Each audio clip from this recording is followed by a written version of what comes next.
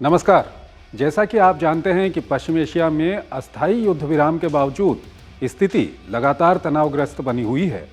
यहाँ लाखों की संख्या में भारतीय रहते हैं जो यहाँ विभिन्न क्षेत्रों में काम करते हैं। इनके परिवार भी यहाँ रहते हैं। इलाके में स्थिति बिगड़ने के बाद से ही भारत यहाँ रहने वाले अपने लोगों की चिंता कर रहा है, इनकी मदद कर रहा है। आगे हम आपको बताएंगे कि इलाके में भारतीय नागरिकों की सुरक्षा के लिए सरकार क्या कर रही है। इलाके में हालात खराब होने के बाद अब तक कितने भारतीय स्वदेश वापस आ चुके हैं। इस इलाके के देशों में हवाई यातायात सेवा की स्थिति क्या है। विभिन्न देशों से अपने लोगों को वापस लाने के लिए भारत सरकार ने अब तक क्या कदम उठाए हैं। जिन देशों में हवाई यातायात पूरी तरह बंद है, वहां से कैसे भारत अपने नागरिकों को स्वदेश ला रहा है। तो आइए इन सवालों के जवाब शुरू करते हैं।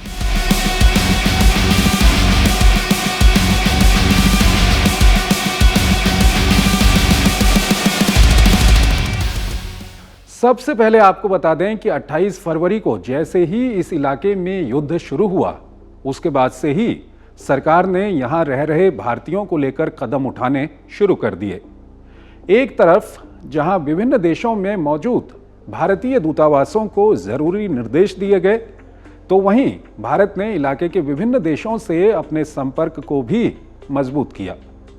खुद प्रधानमंत्री मोदी ने इजराइल, ईरान, कतर, सऊदी अरब, बहरीन, यूएई, कुवैत सहित इलाके के विभिन्न देशों के राष्ट्राध्यक्षों के साथ फोन पर बात की और भारतीय समुदाय को लेकर अपनी चिंता जाहिर की। वहीं विदेश मंत्री जयशंकर और विदेश मंत्रालय के विभिन्न अधिकारी भी इसको लेकर सक्रिय हो गए। इसका असर यह हुआ कि आज पूरे इलाके में भारतीय मिशन और पोस्ट भारतीय समुदाय के साथ निरंतर संपर्क बनाए हुए हैं। यहां रहने वाले विभिन्न भारतीय समुदाय के लोगों और भारत में उनके परिवारों के बीच जरूरी समन्वय के लिए विदेश मंत्रालय लगातार विभिन्न राज्यों और केंद्र शासित राज्यों के साथ संपर्क में है। पश्चिम एशिया में भारतीय मिशन और पोस्ट 24 घंटे हेल्पलाइन संचालित कर रहे हैं और भारतीय नागरिकों की सहायता कर रहे हैं। जिस देश में लोग हैं, वहां की सरकारों के दिशा निर्देश भी भारतीय दूतावास अपने लोगों तक पहुंचा रहे हैं। उड़ान, यात्रा की स्थिति और काउंसलर सेवाओं की जानकारी भी प्रवासी भारतीयों को दी जा रही है। भारतीय मिशन इस इलाके में भारतीय सामुदायिक संगठनों, पेशेवर समूहों, भारतीय कंपनियों और अन्य हितधारकों के साथ सक्रिय रूप से जुड़े हुए हैं। और आइए अब बात करते हैं यात्री उड़ानों की।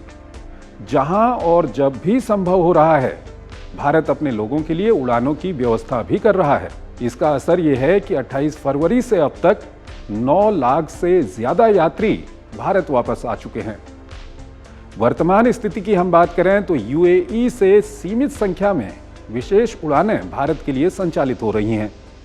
सऊदी अरब और ओमान के विभिन्न हवाई अड्डों से भारत के लिए उड़ानें संचालित हो रही हैं। कतर का हवाई क्षेत्र आंशिक रूप से खुला है, यहां से भी सीमित उड़ानों की व्यवस्था हो रही है।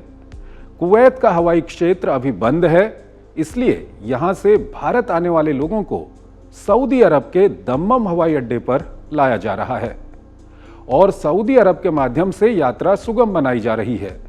ऐसे ही फिलहाल बहरीन में रह रहे भारतीयों के लिए भी सऊदी अरब से उड़ानें संचालित की जा रही हैं।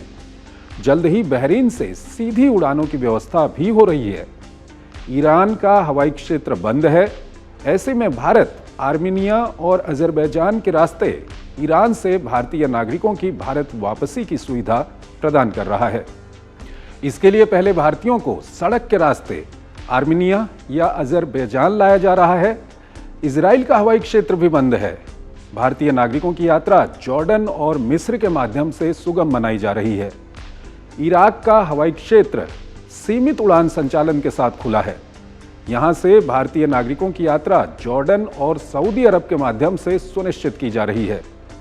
ऐसे में हमारी आप सबसे अपील है कि अगर आप तनावग्रस्त इलाके में फंसे हैं या आपके रिश्तेदार यहां फंसे हैं, तो आप भारतीय विदेश मंत्रालय या संबंधित देश के भारतीय दूतावास से मदद ले सकते हैं। तो आज फिलहाल इतना ही। नमस्कार।